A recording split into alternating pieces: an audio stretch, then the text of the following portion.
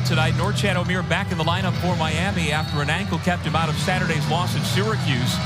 Omier looked good this afternoon at shoot-around, didn't seem to have any ill effects, and so they are so happy to have him back in white here tonight. Oh, you're absolutely happy to have one of the best players in the ACC back into the fold. Miami missed him significantly in their loss at Syracuse on Saturday. Who told you they're wearing green tonight? Hey, you did. And look at that from the beginning. Omier stepping out, knocking down the three ball. It's different when you've got a guarded guy that has the range playing the 5 position. Just his 9th made 3 this season. There's Burton and Knesny, the two locals in the backcourt for Notre Dame. Booth, Davis, and Jai round out the starting 5 for Micah Shrewsbury's club. First time they've had the students since December. They're just off a break in the stands. And the first time in the Micah Shrewsbury era as we see my young fella Booth knocking down the 3 ball. Well, he has started the last 8 games. Kerry Booth has the first 3 for the Irish, as you see the Hurricanes starting 5. And in talking with Jim Larrañaga earlier today, they are finally getting much closer to healthy. They went 19 straight practices from the middle of December until Monday without having all of their starters. Omier back in the lineup now with 5 quick points. But in terms of continuity, Corey, how do you work on things when you're missing 1 and 2 and 3 players every single day? You can't. That's the reason why the Hurricanes have lost 4 out of their last 5 games. They have had no continuity, and that's really what hampered Coach L a couple seasons ago when they struggled in ACC play was the injuries. But hopefully, as they get back healthy, they can start to pick up that momentum we saw from this team as they marched to the Final Four a season ago. And now that's not to say each of these players is fully healthy, but there is what has happened in recent weeks, losing 4 of those 5, the only victory coming in Blacksburg 75-71 over the Hokies. J.R. Knesny. He has delivered now in his 3rd year playing for his hometown school. And this is a different Notre Dame team in this building. They shoot the basketball much better on their home floor. And you can see how comfortable they are against a Miami team that has struggled defensively all season long. Nigel Pack off the bounce, hit the front rim.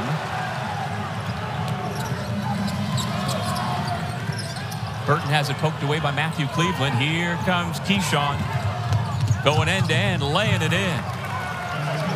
We're talking about freshman guards. We got to mention Burton at the top of the list, along with Bub Carrington. But Kyshawn George, he has been spectacular this year for Miami. It's really interesting. Sometimes in recruiting, Corey, as you know, you have to get a little bit lucky, and that is what Coach Larrañaga has done with his staff with Kyshawn George. They never saw him in person before signing him play basketball. They had gotten a tip from our own Jonathan Givoni from ESPN saying, hey, there's a kid here playing high school ball in France you need to check out. They repeatedly tried to convince him to come to the States, but the professional team he was playing for didn't want him to because, well, Miami was a competitor for his services. Finally got him to come over 13 months ago, and they really were the only ones involved. LSU tried to get in the mix, a couple other schools, but at that time, Corey, he was 6'5". When he showed up on campus, he was 6'8". Yeah, and he has just grown not only physically, but also in his game as of late. Many NBA personnel very interested in George because of his ability to play the point guard position at 6'8". Tay Davis, the sophomore from Indianapolis, has his first 2, 8-7 Notre Dame. And when it's interesting, when you look at this Miami lineup and you look at George is actually the tallest player on the floor in their starting lineup. And he's primarily their ball handler. Wooga Poplar off the bounce. Told us this afternoon he's back to about 85% with that ankle. No, he told you he was 85%. He told me he was 80% about 15 minutes ago. So I'm going to go with 82.5% on Wooga right now. But we know he's not 100%, but still nice on the pull-up jumper. Foul inside as they got the ball to Kevin Jai. And Jai heads to the bench after a timeout. Our first minute, Notre Dame 62-49.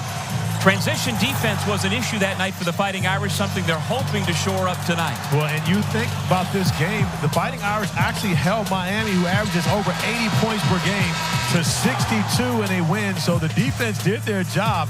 However, the offense could not show up on the road Markus Burton happy with the way his team has gotten started off here, shooting the basketball. However, Miami's still holding a 1-point lead. Well, Corey, you alluded to it when we went on the air that this is really a contrast in styles. A Miami team that is predicated on great offense against a Notre Dame team that has established itself under first-year head coach Mike Shrewsbury as a good defensive team. And this is a game where both coaches need to see progression from their teams. Coach Larrañaga, as they start to get healthy, needs to see his Miami team be better defensively. He knows they can score, but they can't win if they can't stop their opponent. On the other side, Markus Shrewsbury happy to be home, where his team is a much better offensive team than he sees from them on the road. Which of those two things is more correctable?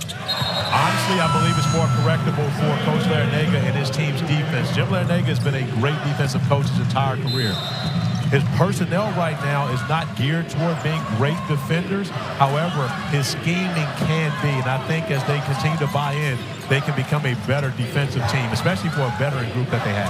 Well, at this end, Miami's averaging over 82 points per game, second behind Carolina in the ACC.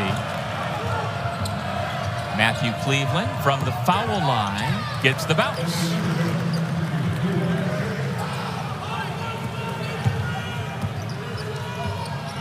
And he was really good in that game back in early December with 14 points, 4 steals in the win over Notre Dame. This is the first time the Irish have played a team a second time this season. And you mentioned Matthew Cleveland. He's really been the constant this season for Miami. And, of course, transferring in from the rival Florida State, he's been the one guy that's been available and productive each and every time out. Burton with the shot clock down gets rid of it. Booth has to put it up. Didn't hit the iron, so it's a shot clock violation. You see the entire Miami bench and staff up, applauding their team for a great job defensively. You look at Kyshawn George doing a great job moving his feet. That's 6'8", guarding Burton, who will give him a generous 6 foot. Well, they list 5'11". Oh, okay. Well, you know what? I love the honesty. 5'11", 166 for a young man whose high school is 8 miles from here. Grew up rooting for the Irish and said it was a dream come true when he got that scholarship offer. Quick start for Omier. He's got 7 to lead all scorers. And the Irish have been successful with guys who are really from the area a lot. Demetrius Jackson, you talk about Blake Wesley, J.R. Kineski. So they've got a number of guys who have grown up playing in the area and fans of the Irish who have signed up. And Burton actually signed with the previous coaching regime with Mike Bray. And you know how that goes. You've got, when you're the new coach, you got to come in and re-recruit everybody on the roster. But it was really an easy sell for Markus Shrewsbury because his son Braden, who we've seen come off the bench, is tight with Marcus, and they were texting throughout the entire hiring process. And again, Markus Burton had his sights set on wearing the usually blue and gold of Notre Dame, tonight wearing the green, but he wanted to come here and play for Notre Dame. And I love the decision. One, because he's been able to play for his dream school, but it's been beneficial for Burton as well. You're talking about 16.3 points per game, and he continues to become an even better point guard as the season has gone along. Kyshawn George, no. Ja the rebound. Here comes the coach's son, Braden Shrewsbury.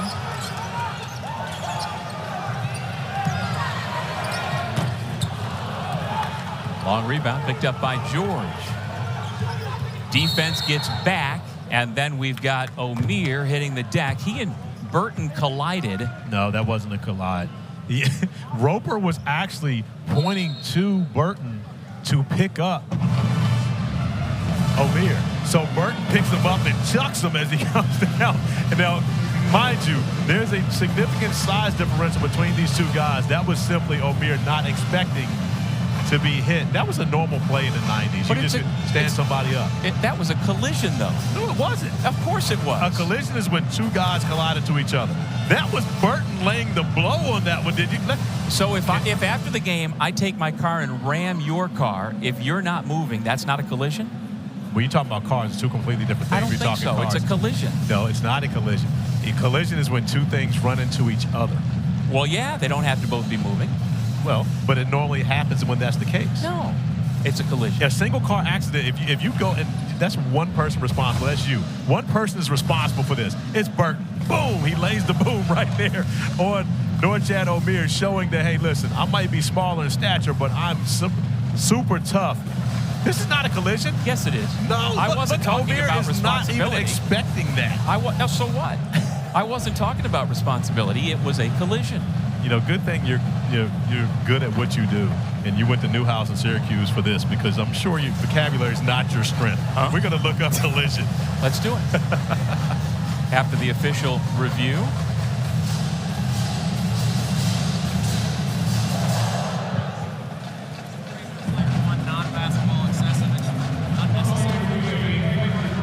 So it's going to be upgraded to a flagrant 1 simply because the contact was deemed unnecessary. Thank you to our great official, Kip Kissinger, coming over and letting us know, identifying our group today. Ron Gruber, Bert Smith, and Kip Kissinger. Great group on the call today. All right, collision. An instance of one moving object or person striking violently against another. No mention that both have to be moving. Okay. One moving object. What was the moving object? The man at the free throw line. Right. Right. The other one was not. Right. It doesn't say both need to be moving. You know what? Don't disparage my vocabulary. I'm going to let this go because we got a great start to a game. We will pick this up later. However, Miami, with those free throws from Omier, able to stretch it out to a 4-point lead. And Omier actually did not play at Syracuse, so that graphic we had up there isn't correct. His last game was a 15-point, 15-rebound performance, but that was not at Syracuse. That was a game that he missed. Wooga Poplar with the jump shot. The junior from North Philadelphia has 4 points. 13:23 remaining here in the first half. Logan Imes has come off the bench for Notre Dame. Davis with the shot clock down to 5, gives it up. Roper attacks. Nice pump fake by Roper, attacking baseline, seeing Cleveland coming over. The pump fake gets him in the air and gets the easy 2.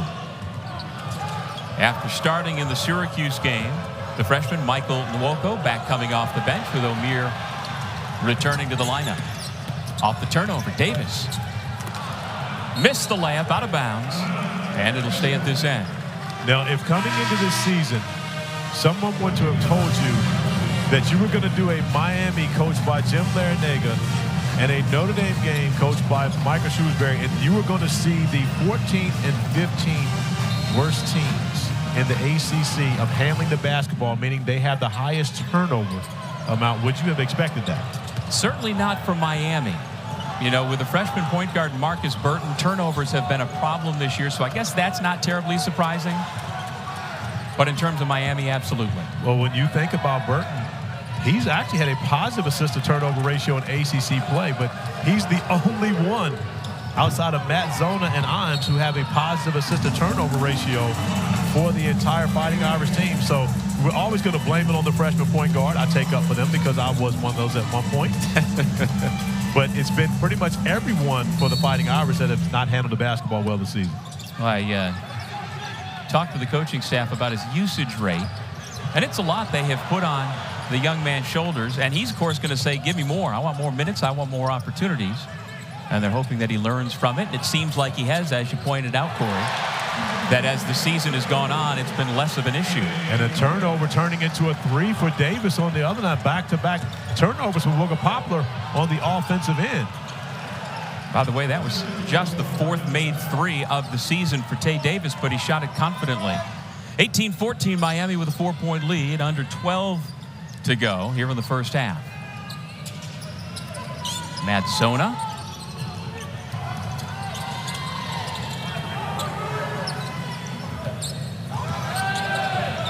Now Zona sets the screen. Shrewsbury has it poked away by Poplar. Out of bounds, and it'll stay at this end with 4.6 on the shot clock as we head to break. Well, one thing Miami can do to avoid turnovers, get the basketball in the hands of Nigel Pack and just let him know, go get a bucket, we need one, because he is more than capable.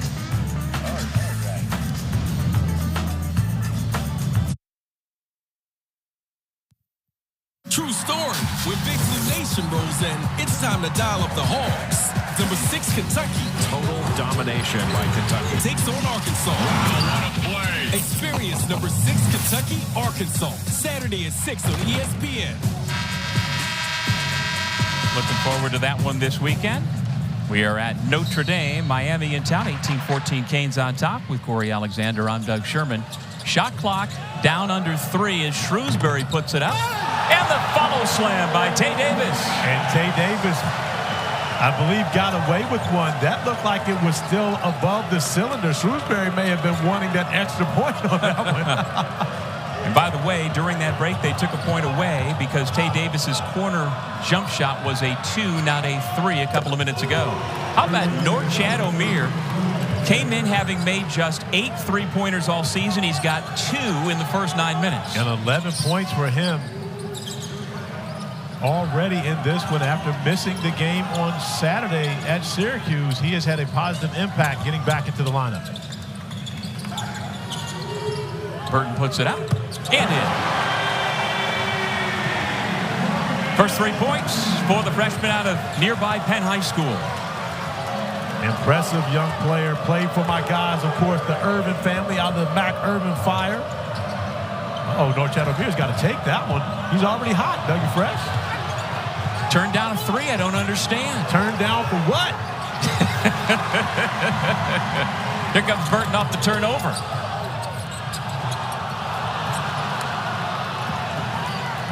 This is the pace Miami would prefer, up and down, as opposed to Notre Dame trying to make it a half-court game. Nigel Pack.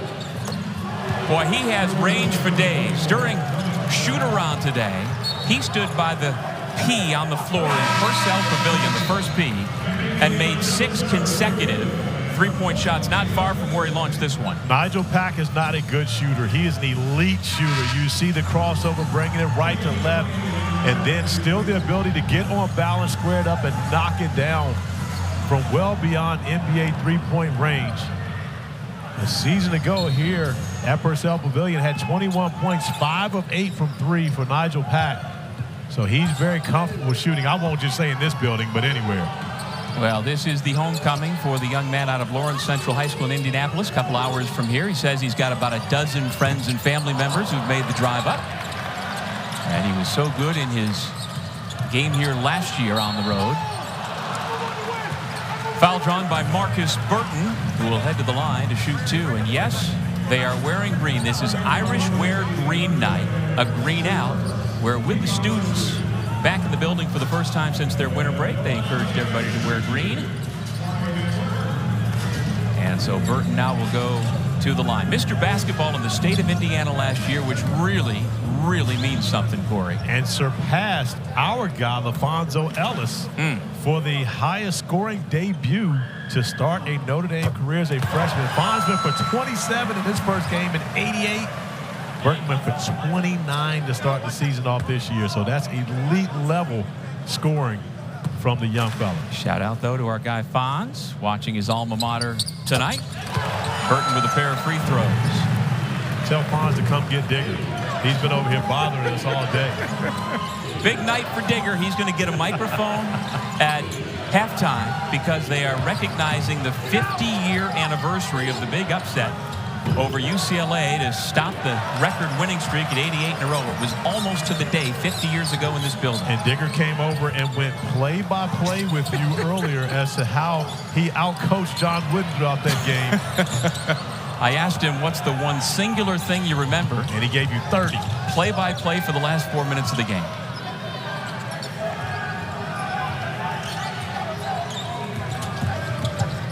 Pack. The defenders left him to shoot, and that's a mistake. Soft touch for Nigel Pack. And we see Bensley Joseph, who's now coming off the bench. Jim Larinaga making the change to hit a bigger starting lineup and putting George in the starting lineup alongside Pack. But Bensley Joseph provides the defensive spark for the Canes once he steps into the game. Davis puts it on the deck, goes to the right hand, missed it. Here comes Miami, 4-on-2. Cleveland running the break. And he's out of bounds. The ball landed in his lap while he was sitting on the baseline.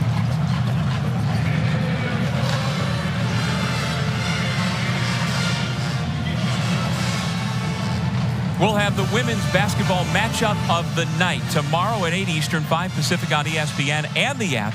The only undefeated team in the nation, number 1 South Carolina, takes on Angel Reese and number 9 LSU at the Maravich Center in Baton Rouge. The College Game Day crew tips off our coverage at 7 Eastern. I am locked in. My little sis, Andrea, going to be on the College Game Day set. My big sis, Dawn Staley, on the sidelines. It's going to be rocking in Baton Rouge. Konechny, that is, misses from 3. 8 minutes remaining in the first half. Miami trying to build on its 5-point lead. George from the corner. Offensive rebound. However, after grabbing it, Christian Watson landed out of bounds. And so it'll be Notre Dame basketball when we come back. The Hurricanes up 5 on the Fighting. 1,000 career rebounds. But Corey, he's not so much known for his three-point shooting that we have seen tonight. Yeah, he's shown off his shooting touch, and this is a young man that can do a lot of things. He can put the basketball on the floor, attack the basket. We know he's an elite rebounder, but he's also capable of starting to break. And when Miami was playing their best a season ago, on their way to the Final Four, Norchad Omier may have been their best player, even though Isaiah Wong was the ACC Player of the Year and Jordan Miller was playing great basketball. This may have been their most valuable player a season ago, and he's going to have to be that this year if they want to continue to improve. Averaging 17.2 points. That's 7th in the ACC. And number 2 in rebounding behind only Armando Bacot of North Carolina. Cleveland with a rebound. He dribbles up. Cleveland, a little gimpy coming away. Favoring something right now. Got to keep an eye on that. You can see on the bottom of your screen now Bert Smith, the official, stopping play as Cleveland goes down.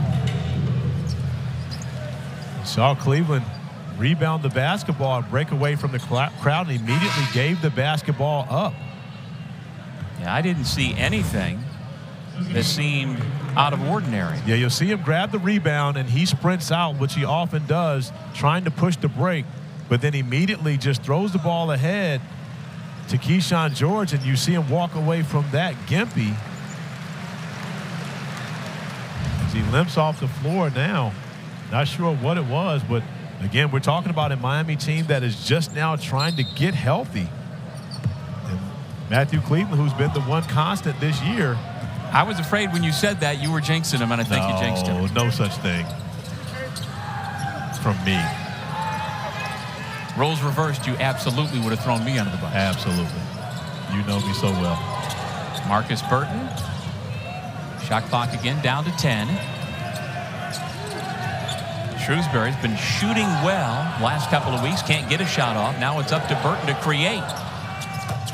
No problem for number 3 in green. He is absolutely capable of creating and shows his ability to be able to get his shots off over much bigger defenders. Still not deterred by Watson in front of him. Well, when you talk about great freshman years in Notre Dame program history, Adrian Dantley, Troy Murphy, David Rivers, of course our guy Fonz, Burton is in the midst of putting his name in that same category. And you cannot forget Chris Thomas, who was elite as a freshman for the Fighting Irish, but Burton continues to improve as the season goes along. You see the improvement in his assist-to-turnover ratio, but he has been a knockdown scorer since the beginning. Pack uses the screen from Omier, can't get the roll. Konechny with the rebound. That's how he got himself into the starting lineup this year, rebounding so well off the bench to begin the year. He was open in the corner. Irish didn't see him. Nice kick out. Now Shrewsbury gives it to him for the corner 3. He eventually got it there, just couldn't get the shot to fall. But a number of good looks. And it's been a good offensive first half for Notre Dame thus far. 24 points and there's still 6 minutes remaining. And they've been able to knock down their threes. Omier, one-on-one, and he throws it down. I think he's okay. Wow. Whatever the lower leg issue was, I believe he's feeling better about things. That's the first time I've seen that from Norchad Omier in the 2 years that we've had him in the ACC. 13 points, now going for the steal. And here comes another throwdown for number 15. Well, Norchad Omier led the Miami Hurricanes to the Final Four a season ago. He's watched his team lose 4 out of their last 5 games, and he is intent on doing something about that. And he has done just that on the last 2 plays, back to back. take a look at this and think about SportsCenter tonight. It should make its way out of the top 10. It absolutely should, and we've seen a lot from Norchad Omier yet. This is the first time I believe we've seen this. Going to the basket, mano-a-mano, and just manhandling a defender, putting them in the rim. Wow. Second in the conference at 62% field goal shooting behind Lynn Kidd, and you can see why. When he shoots it that efficiently, he's off to a quick start here tonight with 15 points to lead all scorers. Knesny over Omier. Great response out of the timeout. And a nice cut by Knesny to be able to find the open spot instead of waiting out beyond the three-point line, cutting to the basket, getting the easy layup. Yeah, before that, Corey, the Irish had missed 9 of its last 10 shots. Coming out of the timeout, they get a good look. Not as good as that one. Third straight dunk for Norchad Omier. And a beautiful find from George off the screen and roll action. The ball never touches his left hand, immediately dropping the dime with the all in the right. 4:40 to go first half. Irish with the basketball down by 6. Burton lines it up. That's just too much space. Buries another one. He's got 11 points. You cannot give him that much space. Especially here in this building. He is confident at home. Only 30% on the year for Burton, but you think he's a much better shooter than that. He absolutely is, and he shoots 44% here in this building. George got a hand on it. Knesny comes up with it. Pull up. I'm getting in my bag right now, Dougie Fresh. There it is. I told you. That's okay. Heat check. You can miss that one. That's all right. I'm sure Michael Shrewsbury has no problem with that. You know who the only ACC player is this year who has taken more shots from the floor than Markus Burton? The guy who will be the ACC Player of the Year, if we had to count it up today, that would be R.J. Davis, who's the ACC's leading scorer. Coming into the year, did you think Burton would have that kind of volume, traveling violation? Well, we'll talk more about Mr. Burton when we come back. Irish down 3 to the Canes. But Norchad Omier has had 3 consecutive dunks. A beautiful find from Kyshawn George. But on the other end, Markus Burton is ready to duel. Knocks down another 3 for the Irish. We'll have much more on the breaking news regarding the future of Jim Harbaugh. Plus, we'll chat with North Carolina superstar Armando Bacot. Doug, quick and to the point, coming up when you join us at the half.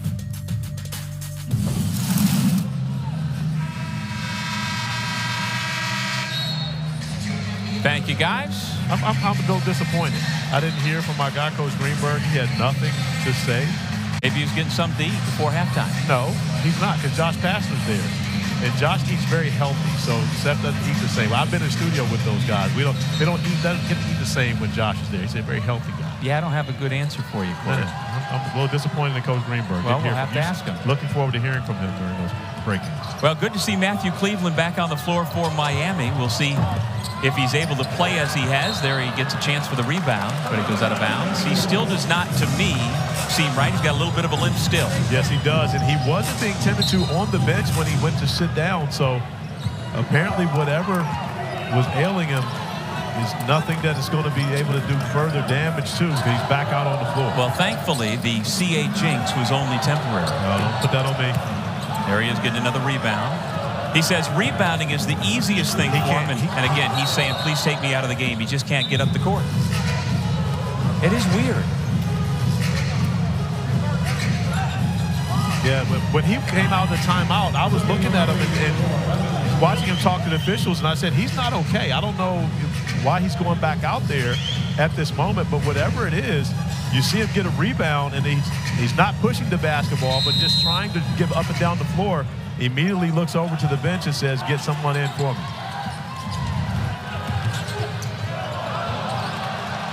Burton with the takeaway. Under 3 minutes in the half. With room to operate, going to the left hand. Jai missed it, but Notre Dame keeps it.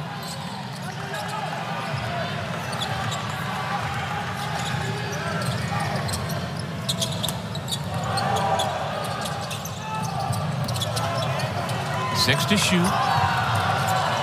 Roper from long range. Good box out by George.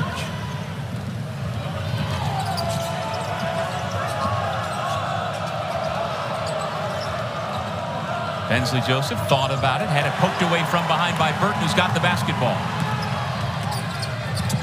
Absorbed the contact, no call, play continues. Canes with the advantage, 5-on-4. Pack tries to shovel it to Omier, taken away by Notre Dame. This has been the Achilles heel of both of these teams throughout this season. Turnovers, now 8 turnovers for the Hurricanes in this first half. Canes up 3, chance to tie for Notre Dame. Not off of the turnover, though. Bensley Joseph right to the rim, and the natural southpaw lays it in. And a smart play by Bensley Joseph, not trying to overpass with that possession, just getting to the rim, going over top of a smaller Burton to be able to get the 2 for the Canes. Back in 30 seconds.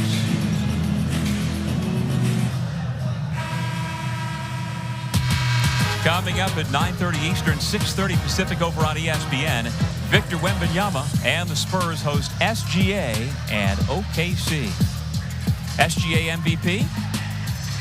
At this point, I would say no. I'm going to go with the guy that dropped 70 a couple of nights ago. Joel Embiid, in my opinion, is the MVP. He's been the best player in the NBA this year. No more evidence than that in the 70-point performance in a win on Monday night. SGA definitely first team like he was a season ago, though. Saw Cleveland treating himself, something on that right thigh.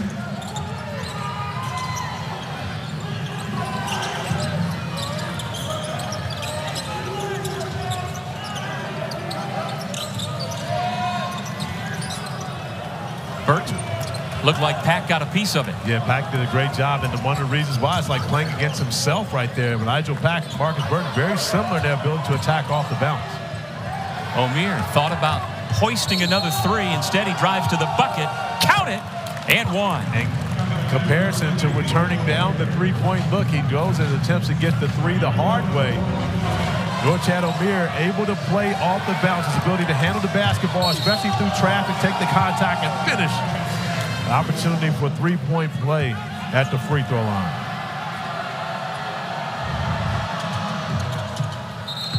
Well, he is on pace, certainly, for a new career high, which came at his last stop at Arkansas State. 35 points as a sophomore against Louisiana Monroe. That is 20 as Omier takes a seat. And Omier asked out after making the free throw. He looked at the bench and asked for them to get him out of the game. Maybe just fatigue. We did mention the fact that he did not play last time out. And anytime you have an injury, of course, you're not practicing. You can lose some conditioning. 9th time he's reached 20 this season. His season high was 27. George to the corner, wide open. Bensley Joseph for 3. Nice drive and kick by George on that one. A great look, but Joseph just unable to knock it down.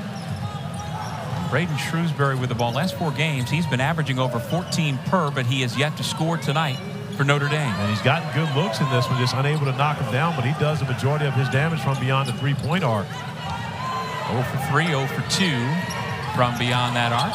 Drive and dish Burton. Beautifully set up, but he's called for the offensive foul. And those are the plays that Bensley Joseph makes for the Hurricanes, stepping in, taking that charge, and getting possession back with 15.4 remaining, allowing his Miami Hurricanes to get the last possession.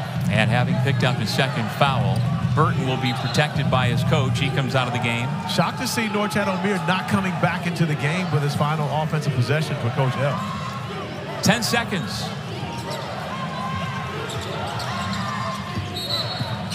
Foul given by Imes. As you see, only 6 combined team fouls, now 7 after that one given, the 5th against Notre Dame.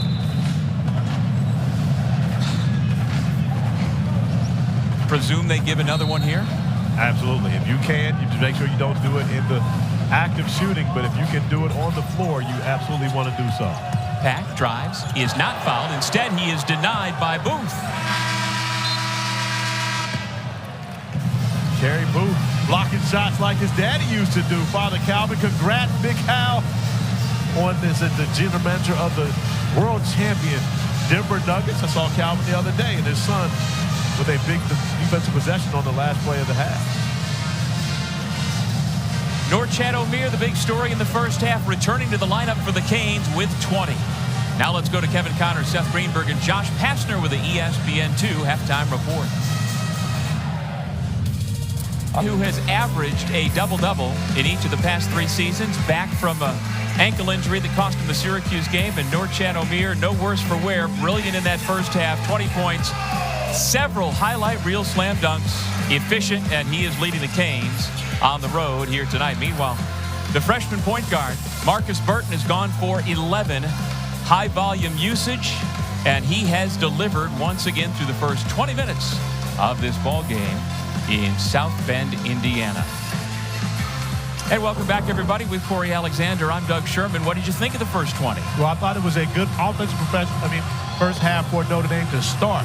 However, they got into a lull late in that first half, but Miami was able to continue to get it going. 20 points from Norchad Omier. Whenever you get that type of production, you're going to be in good shape heading into the halftime locker room. 9th time this year, Omier has gone for 20 points in a game, and he did it in the first 20 minutes. Meanwhile, Matthew Cleveland, his status is questionable for the second half. Something with his hip. There you see the numbers. Irish cooled off dramatically over the last 10 minutes of that first half. Points in the paint dominated by Miami, and Omier just the difference, including those 2 3-pointers. Got a couple of steals, and there you see Cleveland trying to loosen up that hip. He's going to try, if he can, to play again. Probably not beneficial, however, if he is going to try to not be out there to start. Sitting down, of course, from someone who deals with hip issues, as Bensley Joseph does the job early defensively with the deflection. Sitting down isn't going to help him keep that hip loose. Yeah, the official word from Miami, right hip, he's going to warm up, and we'll see, not ruled out yet. That was as of just a few minutes ago as they were coming out of the locker room. J.R. Knesny strong to the bucket. And Knesny, more than just a shooter, had the reputation of being a shooter. Of course, a local young man playing here for the hometown Fighting Irish. Norchad Omier picks up in the second half where he left off in the first. And this Notre Dame team has hung their hat on their defense all season long. Second to Virginia in the ACC for scoring defense, but Miami's been able to get whatever they've wanted on the offensive end of the floor. Well, he continues to outpace his teammates. Collectively, they have 17 points. Omier by himself has 22. Whenever you start out knocking down a 3, as Omier did on his first possession, things are going to go well for you when you get, especially if you got the easy looks around the rim. And you see Norchad Omier with 9 of 11, a very efficient scoring game for him thus far. Kyshawn George knew he was short on that shot, tried to track it down in the corner, but could not. How did you know he knew? Because, well, the shooter always knows first, and he immediately sprinted toward the basket. Absolutely. He followed his shot, which back in the day when Digger Phelps was coaching, you had to do. Now it's a sign of, of a lack of confidence. You don't follow your shot anymore. Really? No. Didn't you realize that he knew he was missing that shot? Of course. That means that he wasn't confident that it was going in. You recognize immediately when it's left your fingertips if you've left it that short, so why not try and go get it? No. If you follow your shot, that means you're not confident as a shooter anymore. See? That shows your old school mentality. Absolutely. I'd have been on the bench. Don't you watch great shooters like the greatest shooter of all time, Steph Curry, let it go and turn and run back down the floor? Yeah, and that's confident. Absolutely. Nigel Pack does that. I love the fact, though, that the freshman from Switzerland recognized, well, I missed that one badly. I'd like to keep possession and go get it. Okay. Well, you keep doing that. Another turnover. Shrewsbury gets the defender in the air and banks it home. That was a patient play by Shrewsbury in transition, recognizing Wooga Poplar was coming over to try to block it, gets him in the air, and then has the poise to be able to finish it. Well, I asked his dad earlier today, as Braden Shrewsbury has been more productive the last few weeks. Is the game slowing down for your son? I get the sense on that play there was evidence that his dad, Micah, said, yes, indeed, it is slowing down. It absolutely was. And off of the turnover, Burton throws it ahead. And Shrewsbury, who sees Bensley Joseph coming in to block the shot, the pump fake, and is able to finish it off. And Shrewsbury shot the basketball extremely well. 50% over the last 4 games, not including this one. Hasn't been able to get it going from 3 yet. Those were his first 2 points on the ball game. Just over 2 minutes gone. Here in the second, here's Wooga Poplar.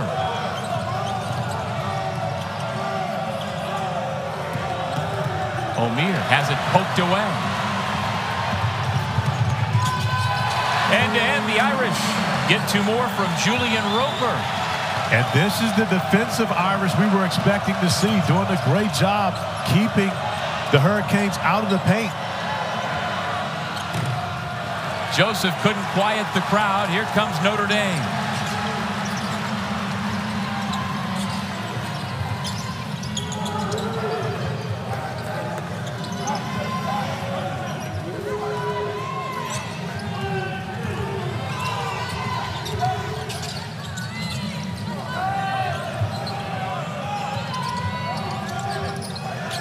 Burton thought about it. Back to Shrewsbury for 3.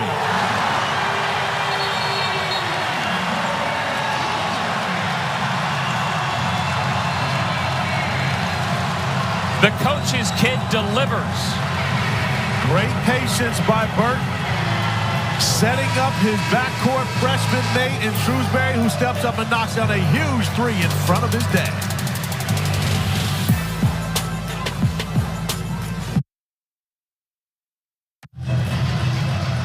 The Fighting Irish have opened this second half with a 9-2 run. Corey using some defense, as we expect from them to get back in this thing. They absolutely have, turning defense into offense.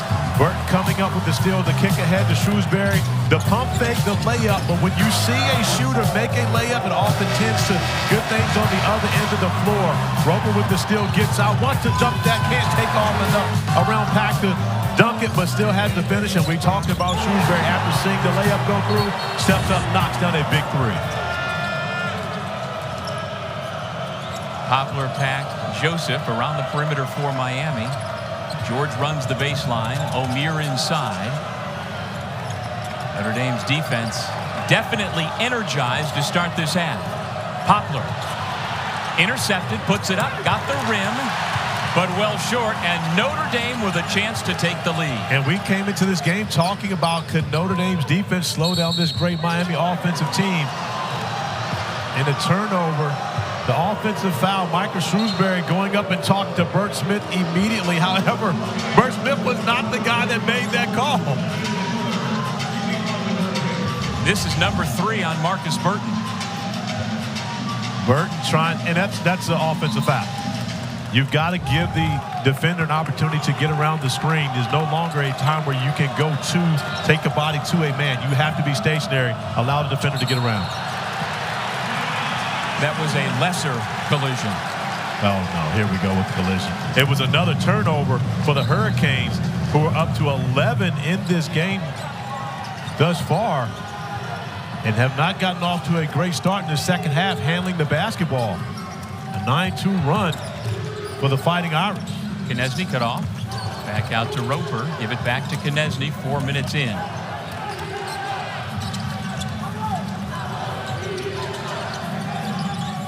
Shrewsbury with Pack on him. Burton for the lead.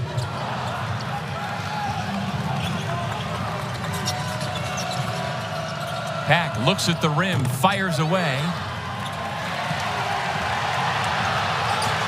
Burton without numbers. Finds the trailer Shrewsbury, who gets the defender up in the air. And the foul is called on Joseph. The Fighting Irish are energized to start this second half. It's a 1-point game.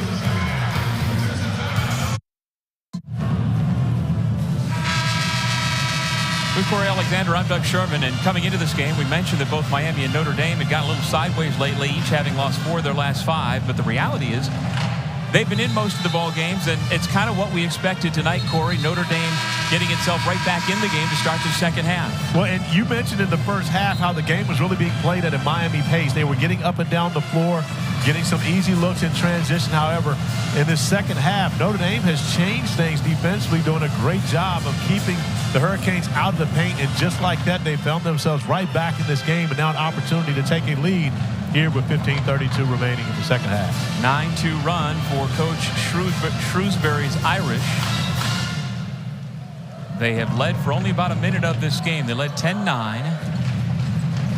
And never more than a 1-point lead, but a chance to retake the lead once again with the basketball. Sideline out of bounds into Burton.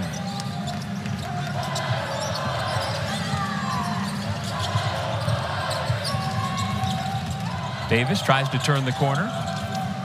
Knesny, cross court. After glancing up at the shot clock, Knesny puts it on the deck, spins away from George, hangs in the air, missed it. There to clean it up and give his team the lead is Tay Davis.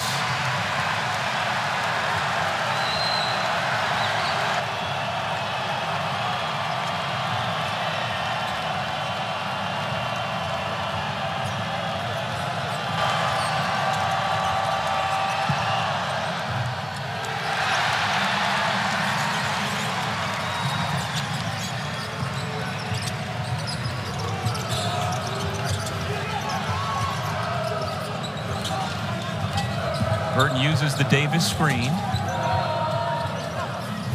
Catch and release around and out for Braden Shrewsbury. But a good look for Shrewsbury. Awful great action offensively from the Fighting Irish.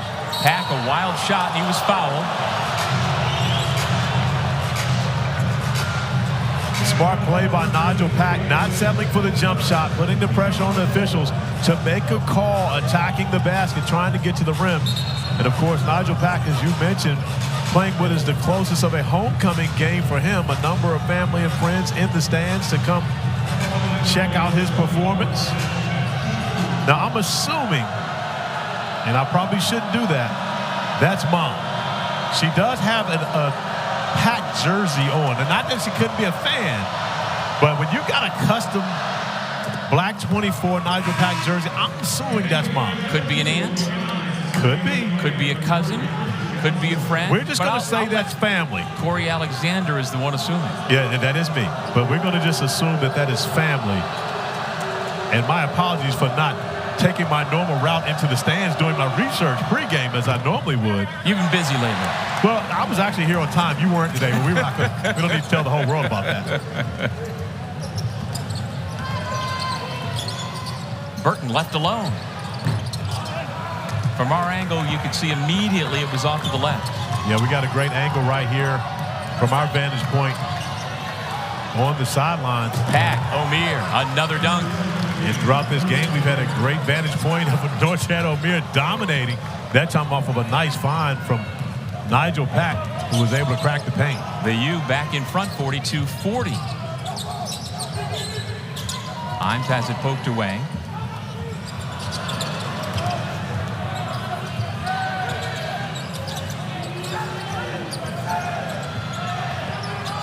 Five on the timer.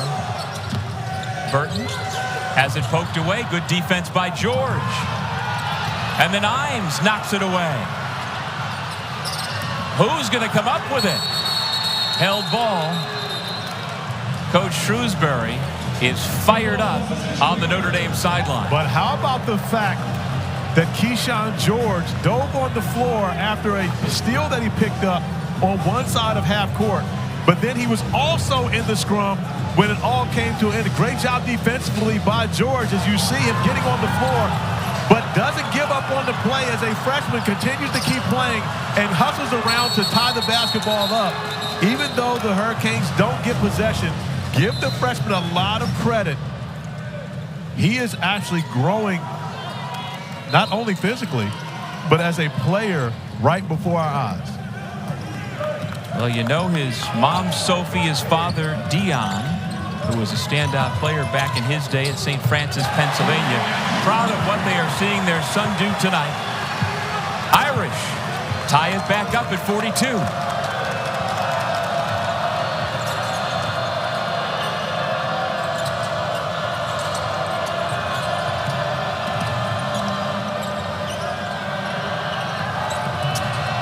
Joseph.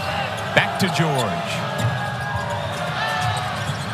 Omier goes up above everybody else with nearly a 7-foot wingspan. But I tell you this, one thing we found out, and I'm sure many people knew before, this is the first time I've had an opportunity to see the Fighting Irish play live. Markus Burton is not scared to mix it up. We've seen him in what you like to refer to as collisions. I would say a little bit of a scrum with the biggest guy on the floor in Norchad Omier a number of times throughout this game, and Burton does not back down from anyone. Only 5'11", 166. Pat again finds Omier with those mitts that he has, able to make that catch while sealing the defender and earning a trip to the line.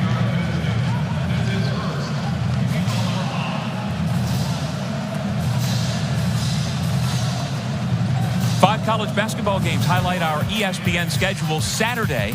It all starts with these three. Number 4, Houston hosting Kansas State at noon Eastern. Then third-ranked North Carolina takes on Florida State. And Clemson squares off against number 12 Duke at 4 Eastern time. 10 hours of college hoops that you can also watch on the ESPN app from anywhere. Great time of year. You still got a little bit of football going on, even though football season's over for me. That's you too, a right? reference to the Cowboys. You too, right? Aren't you a Bills fan? Not really, but if I had to root, I was certainly pulling for the Bills, no question. Okay. I am now at this point. And my two favorite quarterbacks, by the way, I mean, even though I'm a Cowboys fan, I would not put Dak Prescott in that conversation. My two favorite quarterbacks, Lamar and, of course, Patrick Mahomes, squaring off in the AFC Championship game. That's a big deal. George, throw it up to the rim, and it's another dunk for number 15. Omier now with 28 points, a season high. Speaking of a big deal, Norchad Omier has been absolutely that this entire game, but give Kyshawn George a lot of credit, too, for not being selfish and looking out for his teammate on that one, getting the easiest, too. Roper gets it back from Ines. Nice two-man game on that left wing. Big bucket, big response from Roper, who's one of the very few guys with experience that Markus Shrewsbury can lean on, the transfer from Northwestern. He brings some toughness, averaged over 20 minutes per game behind Chase Audige and Boo Buie last year at Northwestern. Omier puts his head down. Offensive foul. There's some of that toughness. Julian Roper II draws the charge. And he gets a body bump from his head coach, Markus Shrewsbury, who's waiting. Men's college basketball should be fun. We've got a good one here at Notre Dame. The Fighting Irish used an 11-2 run to start the second half and get right back in this thing with Miami holding on to a 1-point lead. And Corey, it continues to be the Norchad Omier show. He has outscored his teammates 8-1 in the second half, much in the same vein as he did in the first half. We still have not seen Matthew Cleveland out with a hip injury. And at this point, I would think we shouldn't expect him to come back. He's got his warm-up on sitting on the Miami bench. So the Canes need somebody else to step up. They absolutely do need someone else to step up. And you also have to mention the fact that Norchad Omier didn't play on Saturday. And coming into this game, there was questions as to whether or not he would be available tonight. So where would Miami be right now had Norchad Omier been unable to play? Unfortunately for Jim Larrañaga and his staff, he has been that. And not only has he played, he's played extremely well. Now, this is one of only 2 teams in the conference with 4 players averaging better than 14 points per game along with Wake. So they have other options. But now we've got another guy down as Davis is down and went down midway through that play.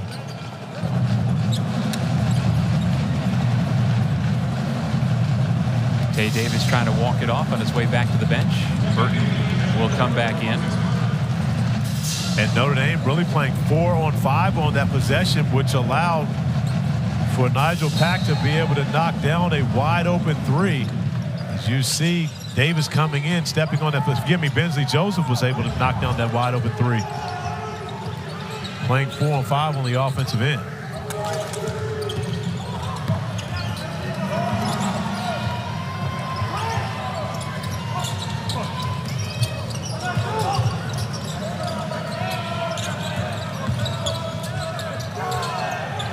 Five to shoot. Burton spins to the baseline. Our game. And back at the other end, he pays it off.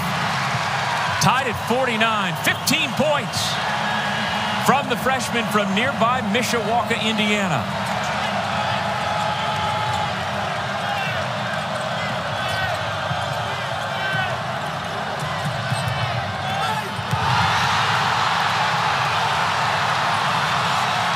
Roper blocks the shot, and here comes Notre Dame. Get the ball to Burton. It's Burton time right now. He's resting in the corner. We want him with the basketball. It's his time. Knesny. So the other local kid does it. Out of St. Joseph High School here in South Bend. He's got the Irish up by 3. George.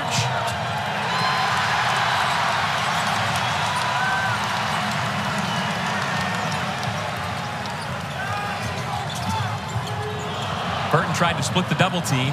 Omier comes away with it. Bensley Joseph. 2 quick buckets for the key reserve last year in the Final Four team for Miami. He's certainly capable. He absolutely is. And Bensley Joseph has started the majority of this season, now coming off the bench. But without Matthew Cleveland, started this second half and has been extremely productive for the Canes. And it's been a quiet night for Wooga Poplar, averaging over 15 per game. He's got 4. Burton off the bounce.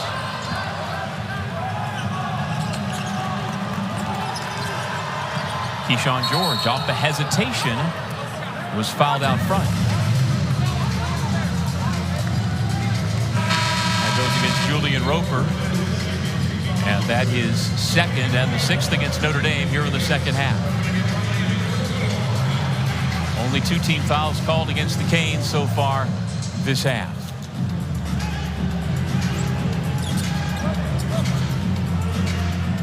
Christian Watson takes a seat on the Miami bench. Nigel Pack has returned. And Markus Burton getting a little bit of a rest. I can tell you he has been absolutely impressive throughout this one. And another unforced turnover. Nigel Pack dribbling the ball off of his foot. Right in front of the Miami bench as Norchad Omier will take a break. And he looks over at the bench wondering why he's coming out of the game. 14th Miami turnover. Jim Larinaga trying to get Omier just a little bit of a break before the media timeout. The next dead ball will be a media timeout. Trying to get him a couple of seconds. And Miami's able to get a stop on the defensive end.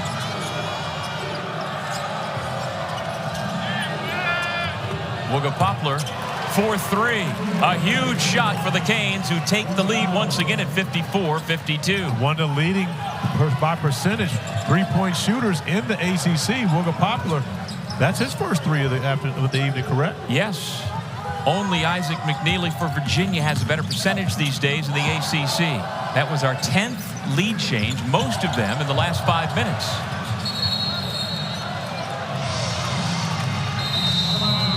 Miami will have it when we come back. Nicene Hamir, Wooga Poplar with a big 3 for the Canes. He absolutely stepped up in a big time and a shot that his team needed to regain the lead. 54-52, the Canes on the road with a 2-point lead. 8 points on 11 of 13 shooting, but the number, honestly, that tells the story in this game is the fact that both these teams have 14 turnovers. We're talking about the last 2 in the ACC, and neither team has done a great job handling the basketball. Markus Burton, the fabulous freshman, has 8 turnovers in this game of his own. Miami with the basketball. George and Pack in the backcourt. Poplar, Omier, and Joseph up front.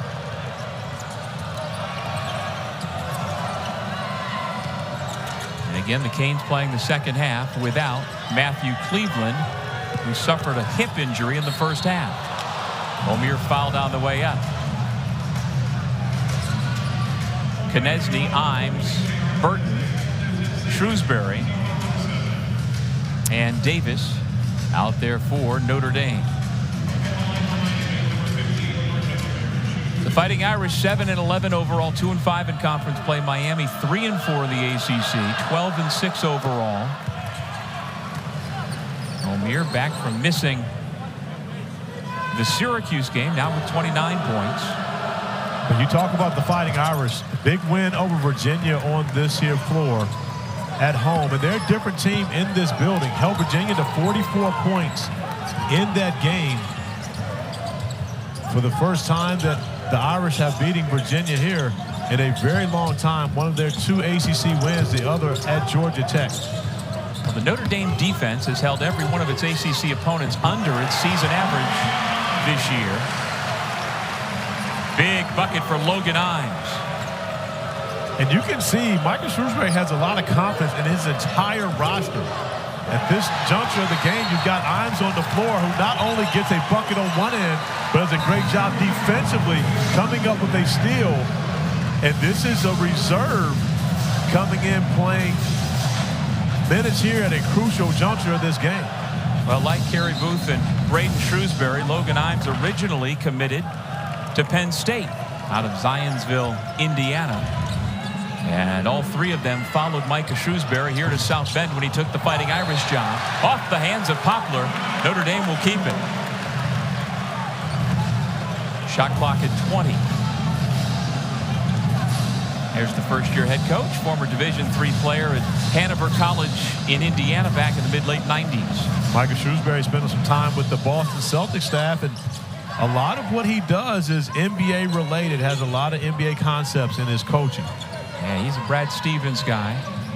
Worked for him at Butler as well.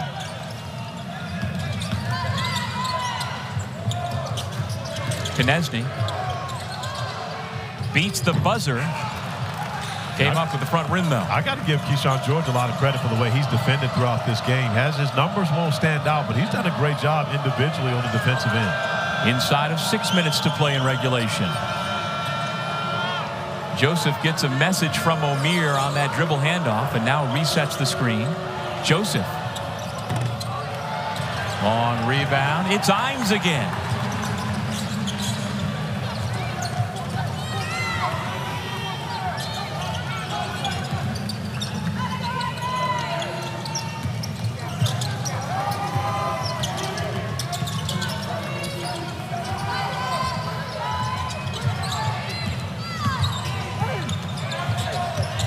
Shot clock at 5.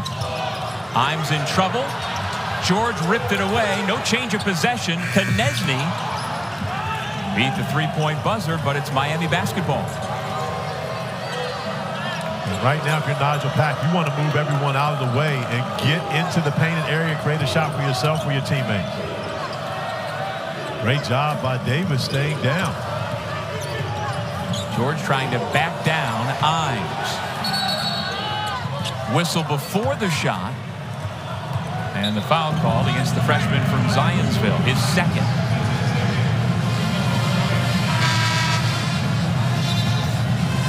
Every Thursday, we will have a women's basketball doubleheader for you over on ACC Network and the ESPN app. Tomorrow at 6 Eastern, number 23 Florida State is in Durham to take on Duke. Then at 8, Deja Kelly and number 20 North Carolina host Miami in Chapel Hill.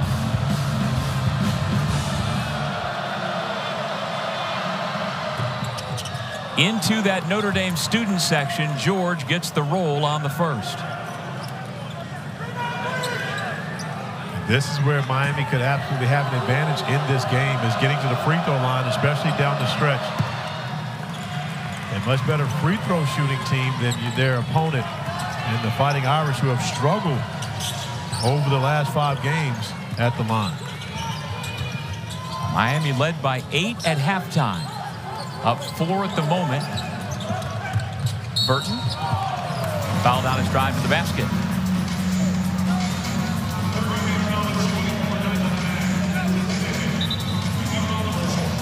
Just the 6th foul of the game and the 4th here in the second half called against Miami. And so Burton will inbound underneath his own basket.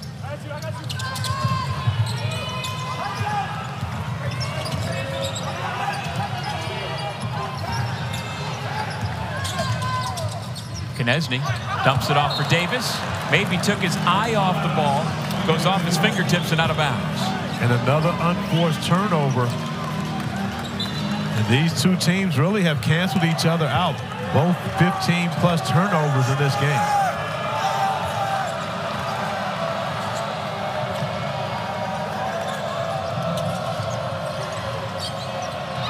by himself, Kyshawn George.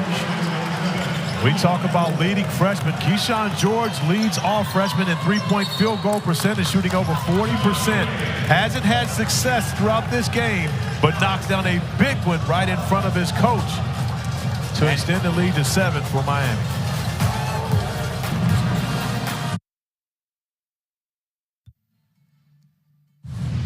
Norchad Omier is 11 of 13 from the floor, including 5 slam dunks, and here is all 5 of them. And the first one, he absolutely dropped the hammer. The first time I'd seen that from Norchad Omier. However, these plays we've seen a lot of from the fourth-year senior at the University of Miami. And this is a Miami career-high 30 points. He actually went for 36 earlier in his career when he was at Arkansas State. Well, he's the first Hurricane to go for 30 in a game since Isaiah Wong put 36 on Cornell December of last year. Last season, that is. Oh, that's nice. Back out to Shrewsbury for the wide open look. Soaring for the rebound, Davis, but Omier denies. Pack came away from the pack with the ball, tried to get the outlet up ahead, but we've got a foul on the floor. And if that's Burton, that's going to be 4 on him. And that's one of those plays, the execution was so great from Markus Shrewsbury's team coming out of the timeout. That is Burton that's going to pick up his 4th foul. But you almost root for that shot to go in because the team executed so well on the ATO. So the 81% foul shooter, Pack, makes the first and will get the bonus.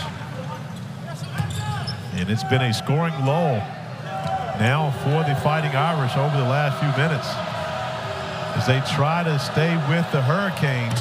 But Miami's been able to get to the free throw line and take advantage of their opportunities there. Pack, the second Cane to get to double figures. He's got 10. Omier, of course, leads the way with 30. In the blink of an eye, Miami's got its largest lead of the night thanks to a 14-2 run. This kind of washes away the 11-2 Notre Dame run to begin this second half.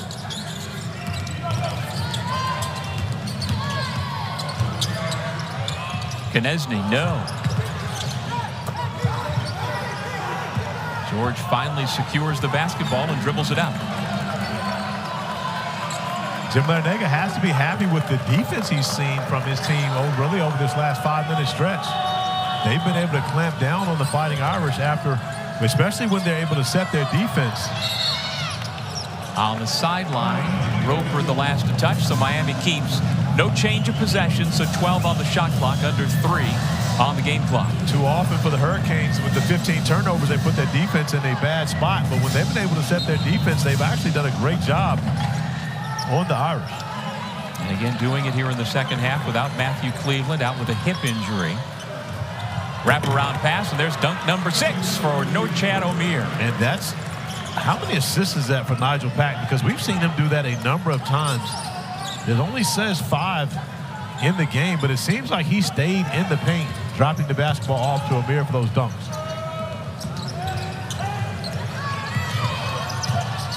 Burton for 3. We got the same vantage point. That one looked good. It did everything, went in and back out for Burton, but a good look for him. And a good offensive possession, just unable to come away with points for the Fighting Irish. He is now 3 of 9 from beyond the arc tonight.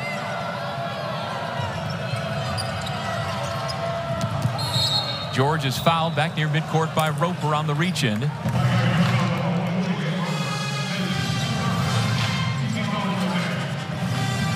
We'll have the women's basketball matchup of the night tomorrow at 8 Eastern, 5 Pacific on ESPN and the app. The only undefeated D1 team in the nation, #1 South Carolina, will take on #9 LSU at the Maravich Center. The College Game Day crew in Baton Rouge tip-off.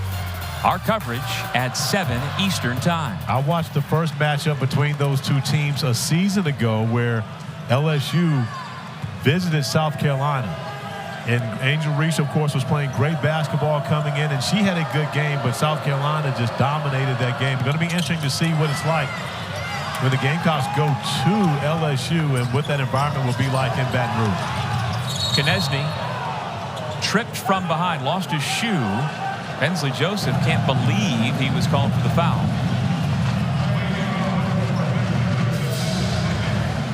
Bensley Joseph does a great job getting back with the back tap. However, he does step on Konechny's foot, forcing his shoe to come off. I think that's worthy of a foul. The Irish with the basketball. They led 52-51 since that time, a 17-2, now 17-5 run. Does Notre Dame have one last push? Pressure handled nicely. Poplar brings it out. Joseph for three. That might do it. That's one of the ones you gotta make, because that's a quick shot. When your team does not need a shot, you can kill some time. But Bensley Joseph steps up and makes a big bucket. Davis leans in, and Poplar over the back. But Wooga Poplar has not quite been himself tonight. He told me this afternoon he's 85%, told you 80%. As we take another look at this big three by Joseph early in the shot clock. And Wooga Poplar does the right thing. He pulls it out. He's an even higher percentage three-point shooter. He recognizes it's not the time to take that shot. But Bensley Joseph stepping up, knocking down a huge shot to provide some separation. A 12-point lead now for the Hurricanes.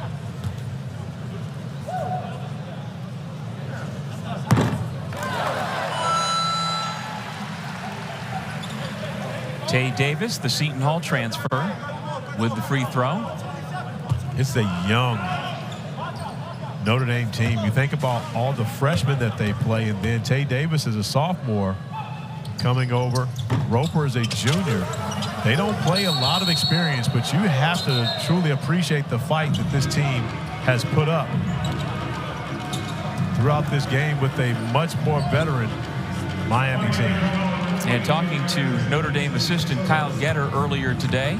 Associate head coach, by the way. Associate, one of your former UVA guys. Yes, yes. And again, when you refer to Kyle Getter, please refer to him as associate head coach. Associate head coach. There's Kyle. Okay.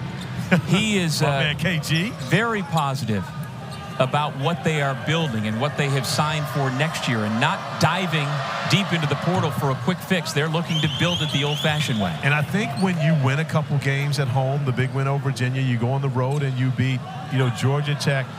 If you can string together a few wins, then things don't seem to be as grim when you're doing it with all these young players, because the thing is about freshmen, they become sophomores, and they're even better when they're sophomores.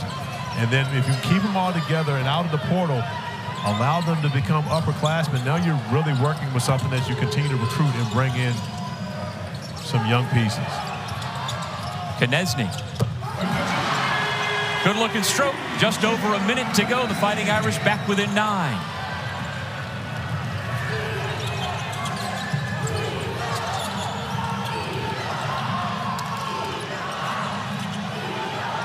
If Burton fouls, he fouls out. Kyshawn George for three. I believe that could be the dagger. It's the same spot we saw Bensley Joseph knock one down and extends the lead to 12 once again. Every time Notre Dame makes that push, Miami has had the answer. Yeah, he is an effortless shooter and has now made at least 1 3 in 15 straight Miami games. And as you alluded to, Corey, he puts up a lot of threes and makes a lot. He had 5 that he made at Wake Forest, 4 each against Stonehill and Clemson. He's a good shooter and not afraid to put it up. No, he absolutely is not afraid to put it up. And I've been most impressed with Kyshawn George's defensive effort tonight. Again, Miami not known for their defense, but they stepped up when their team needed it the most tonight. How about this? Norchad Omier becomes the first Cane with 30 points and 10 rebounds ever in an ACC game. Wow. 33 to lead all scorers, and an impressive pushback in the second half without Matthew Cleveland to beat Notre Dame 73-61. Great win for Jim Larrañaga and the Miami Hurricanes coming on the road up against a young but scrappy Notre Dame team who has pulled out big wins on this floor in ACC play already. However, the Canes too much for them here tonight. So the Canes improved to 4-4 in ACC play, 13-6 overall. Led by Norchad Omier's double-double, 33 points. Our final score once again, Miami 73, Notre Dame 61. Coming up next, we have more hoops with Iowa State hosting K-State. But first, let's get to the studio. Kevin Connors, Seth Greenberg, and Josh Pastner.